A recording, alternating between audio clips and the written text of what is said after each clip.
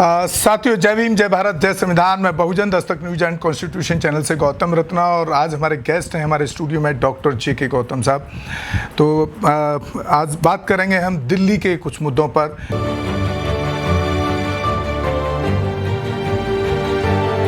जो केजरीवाल की सरकार जाने के बाद जो भाजपा सरकार आई है उसके कुछ कामकाजों पर चर्चा करेंगे। डॉक्टर साहब, बड़ा देख रहे हैं आजकल दिल्ली में भी यूपी वाला बुलडोजर चल रहा है, गली मोहल्लों में, सड़कों किनारे पे सब जगह बुलडोजर चल रहा है। तो आप किस रूप में इसको देख रहे हैं?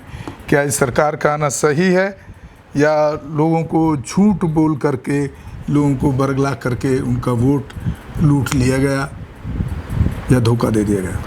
नहीं, ये दोबारा फिर सिद्ध हो रहा है देश में कि जिस तरीके से मोदी साहब ने एक नारा दिया था पहले 15 लाख 2014 में, 15 लाख 5 लाख वाला, ब्लैक मनी वाला और ये 2 करोड़ रोजगार वाला, ठीक है, और 200 स्मार्ट सिटी वाला, जिस तरीके से वो फेक न्यूज़ चलाई थी और उस पर देश के लोगों ने एक विश्वास दे के सरकार बना दी, उस तरीके से 15 साल बाद दिल्ली में, बल्कि 30-25 साल के बाद में दिल्ली में फिर एक नारा दिया गया, एक नैरेटिव फैलाया पूरी तरह से कि जहाँ झुग्गी वहाँ मकान। ये मोदी साहब ने कहा कि 2500 रुपये हर महिला को और जहाँ झुग्गी होगी वहीं पे पक्का मकान दिया जाएगा, ठीक है। ये उनका नारा था और इसी को लेके जो है लोगों ने जो झुग्गी में, जो दिल्ली में एक बल्क में एक बहुत बड़ा वोट बैंक जो झुग्गी में रहता है और वो एक मतलब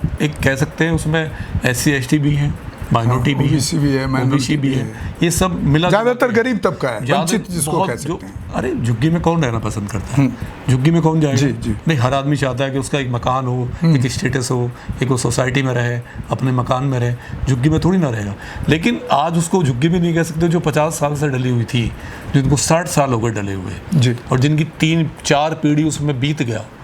उसके बाद में आप एक 1 by 1 करके एवरीडे आपका बुलडोजर चल रहा है, नहीं कोई नोटिस नहीं है, उनको घर खाली करने का भी मौका नहीं दे रहे हो आप लोग, बार बार उनकी झुग्गियाँ तोड़ रहे हो, घर से बेघर कर दिया आपने उनको। तो सवाल ये है कि आपने जो इलेक्शन के टाइम पे जो दिल्ली की जनता से जो वादा किया, एक बहुत बड़े मतलब एक जनता से जिसकी आबादी बहुत है दिल्ली के अंदर, तो आपने उसी का खून कर दिया। सबसे पहले आपने उसका घर उजाड़ा, मतलब आप उसको बाकी सुविधाएं तो बात की बात। लेकिन वो तो कह रहे हैं, वो तो ये कह रहे हैं कि हम तो इसको सिंगापुर बनाना चाहते हैं। अब सिंगापुर बनाने के लिए तो झुग्गी और जो एंक्रोचमेंट है वो तोड़ना पड़ेगा ना, तो इसमें क्या दिक्कत है? तो आप बनाइए ना सिंगापुर, तो आप जो आपने वादा किया था कि जहाँ किसी, और देखिए ना प्रधानमंत्री साहब ने साफ कहा है दिल्ली में रैली में कि एक भी झुग्गी नहीं टूटेगी, ये उनकी स्पीच है, एक भी झुग्गी नहीं टूटेगी मेरे रहते हुए। तो आज प्रधानमंत्री कहाँ है? देश में ही है ना कि यह देश से बाहर है?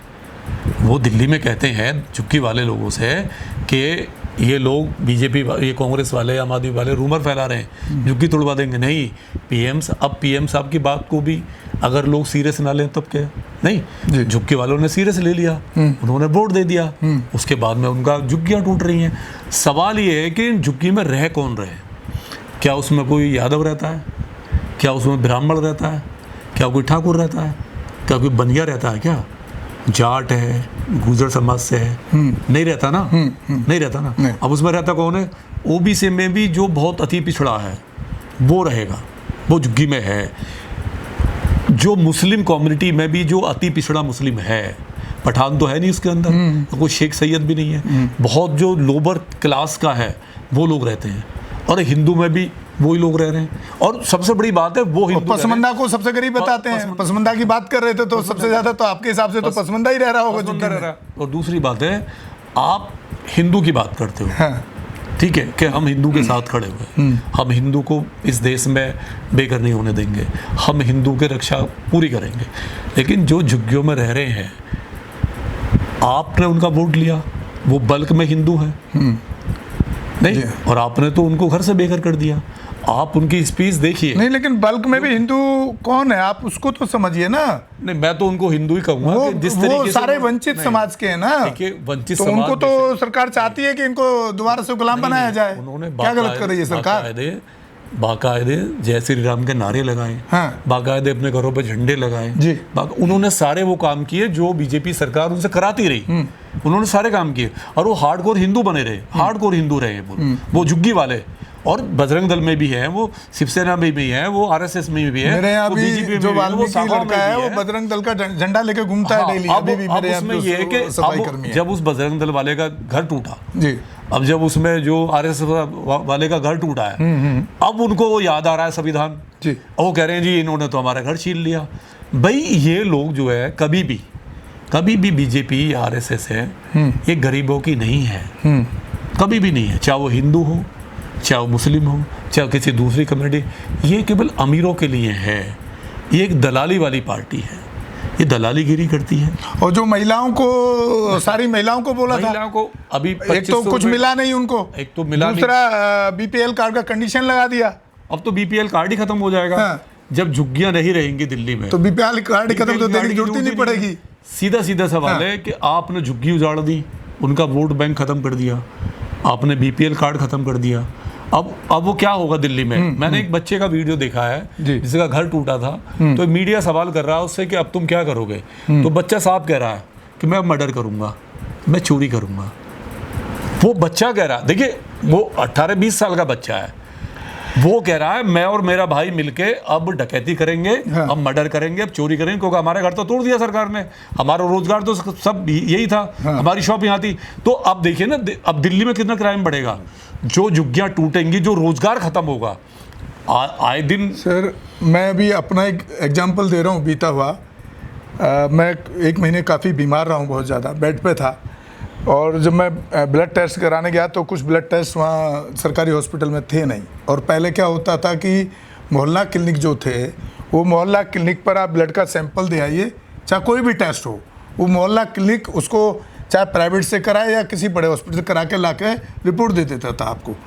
आप सोचिए कि अब वो मेरे को प्राइवेट से कराना पड़ा, जिसमें 1000 रुपये मेरे चले गए। ये खुद का एग्जाम्पल बता रहा हूँ। अच्छा, हर चीज़ में मंदिर, मोहल्ला क्लिनिक का नया नाम दिया आरोग्य मंदिर। अरे आरोग्य मंदिर क्या होता है भाई? नहीं, हॉस्पिटल है, मोहल्ला क्लिनिक समझ आता है, एक मोहल्ले में क्लिनिक बना दिया, देखो रत्ना साहब, जायज बात है। देखो रत्ना, तो ये हर चीज में मंदिर और धर्म को और पूजा को क्यों जोड़ रहे हैं? ये लोग क्यों नहीं समझ आप रहे? एक चीज को मत भूलिए, बीजेपी जो आई है वो मंदिर के रास्ते से आई है, वो संविधान के रास्ते से नहीं आई, ठीक है? तो एयरपोर्ट का नाम भी मंदिर ही करेंगे क्या? वो करेंगे। देखिए क्या है, राम मंदिर का आंदोलन से बीजेपी का जन्म हुआ है। हाँ। इस देश में राम मंदिर से उन्होंने राम को बहुत यूज करा, बहुत आज भी कर रहे हैं जी। और वो मंदिर का रास्ता कभी नहीं छोड़ेगी बीजेपी। इस रास्ते को ना, हिंदू वाला जो हार्डकोर वाला जो हिंदू वाला रास्ता है, इसे कभी नहीं छोड़ेगी, क्योंकि ये उसकी बैकबोन है, यही उसकी लड़ाई है। क्योंकि जब तक ये SC ST OBC इससे चुपका रहेगा, इसके साथ इनमें जो बजरंग दल और ये माइनॉरिटी वाले लोग भी हैं जिनको पसंदीदा करके डिवाइड किया गया, वो भी तो भाजपा के साथ गया ना। 1% भी नहीं है। महिलाएं भी गई ना, जिनके बुर्के की, जिनको 3 तलाक के लिए वो भी उन्होंने भी वोट किया। बहुत कम है उनका, तो बहुत कम परसेंटेज है। लेकिन ये जो नया जो हिंदू बना ना, ये नया हिंदू जो बना है और जिसकी झुग्गियां तोड़ी जा रही है, मकान, झुग्गी तो नहीं है, वो मकान है, हाँ, मकान बने, 50-60 सब कुछ उनके पास है, इनकम टैक्स वो दे रहे थे, नहीं है, सारे कार्ड उनके, सारे डॉक्यूमेंट्स हैं उनके और पास। पुलिस पैसे लेके बनवाती है उनके मकान। मुझे बताइए, MCD वाले सारे करप्शन का पैसा लेकर के बैठे हैं। DDA के अधिकारी खुद बनवा रहे हैं, पुलिस वाले बनवा रहे हैं, MCD बनवा रहा है, सारे डिपार्टमेंट बनवा रहे हैं, उसके बाद भी वो झुग्गी है, उसके बाद भी आप उसे तोड़ दिया आपने। तो मेरी तो अपील आपकी बातों से कभी कभी मुझे लगता है कि आप भाजपा RSS के बहुत खिलाफ जहर नहीं बोलते क्या? नहीं, कोई नफरत है क्या आपको? नहीं, भाजपा नहीं।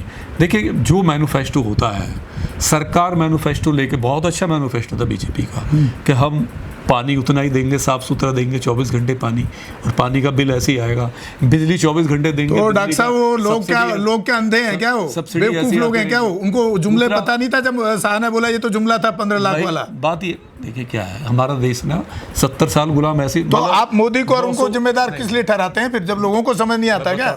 900 साल धर्म की भांग खाए हैं। 900 साल गुलाम ऐसे ही नहीं रहा है। हमारे देश के लोग बहुत भोले भाले लोग हैं।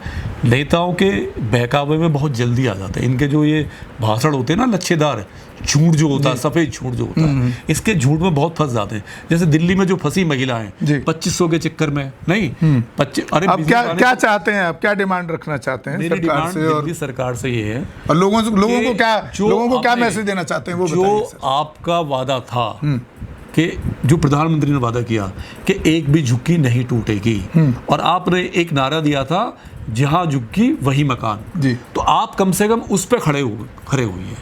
अगर नहीं करती है तो लोगों को क्या करना चाहिए? कोर्ट में आना चाहिए। कोर्ट है, सुप्रीम कोर्ट को स्वतः संज्ञान लेना चाहिए और राष्ट्रपति को लेना चाहिए। हाँ। कि आप इतने बल्क में नहीं, इतने लाख लोगों को आप कैसे रोड पर ला सकते हो? मानव अधिकार भी तो है ना, उनके जो ह्यूमन राइट्स है। मैं जहां तक समझता हूं सर, अपनी राय यहाँ रख रहा हूं कि कोर्ट और ये सब तो बड़ा लंबा प्रोसेस होता है। मैं तो समझता हूं कि जो लोग इससे पीड़ित हैं, जिन लोगों के ऊपर ये हो रहा है, उन लोगों को सड़क पे आ जाना चाहिए। देखिए लोग डरते हैं मुकदमे ना हो जाए। आप देखिए हर आदमी आपकी मेरी तरह नहीं आएगा रोड पे, सरकार के खिलाफ खुल के नहीं आएगा।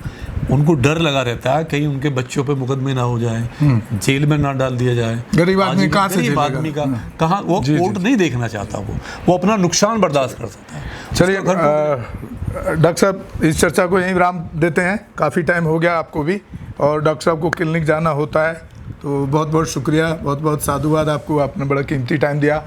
और साथियों, आप हमारे दोनों ही चैनल को, बहुजन दस्तक न्यूज़ एंड कॉन्स्टिट्यूशन को ज़्यादा से ज़्यादा शेयर करें, सब्सक्राइब करें, इंस्टाग्राम को फॉलो करें, फेसबुक पेज को फॉलो करें, और हो सके तो एक छोटा सा आर्थिक सहयोग भी करें। इसी के साथ मैं आपसे विदा लेता हूँ। जय भीम, जय भारत, जय संविधान। धन्यवाद साथियों। हमारे चैनल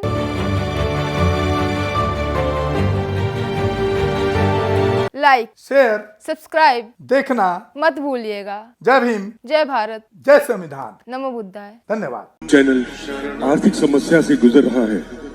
अगर आप बहुजन समाज में बाबा साहेब अम्बेडकर और तथागत बुद्ध की विचारधारा को अधिक से अधिक लोगों तक पहुंचाना चाहते हैं तो हमें आर्थिक सहयोग प्रदान करें, ताकि हम अपने चैनल के माध्यम से देश विदेश में समता, बंधुता, एकता और संवैधानिक अधिकारों को ज्यादा से ज्यादा लोगों तक पहुंचा सकें। आप अपनी सहायता राशि नीचे लिखे खाते में जमा करा सकते हैं। खाता धारक गौतम रत्ना, खाता संख्या 3169576865 IFSC कोड SBIN 0060336, बैंक भारतीय स्टेट बैंक। आप हमारे बैंक खाते का विवरण स्क्रीन पर भी देख सकते हैं। जय भीम, जय भीम। मैं गौतम रत्ना, गौतम फिल्म्स प्रोडक्शन में आपका स्वागत करता हूं। आप हमारे प्रोडक्शन हाउस के अंदर अपना कैरियर बना सकते हैं as a film director, as a producer and actor and actress and editor and cinematographer also. अगर आपको फिल्म से रिलेटेड कुछ भी प्रोजेक्ट आपको बनवाना है तो हमारे पास में पूरा सेटअप है, जिसमें फिल्म कैमरा है, शूटिंग लाइट्स है और एडिटिंग है। सारा A to Z एक ही जगह पर आपको हमारे यहाँ पर मिल जाएगा। तो दोस्तों, आप हमें कांटेक्ट कर सकते हैं हमारे नंबर्स पर 9810085714।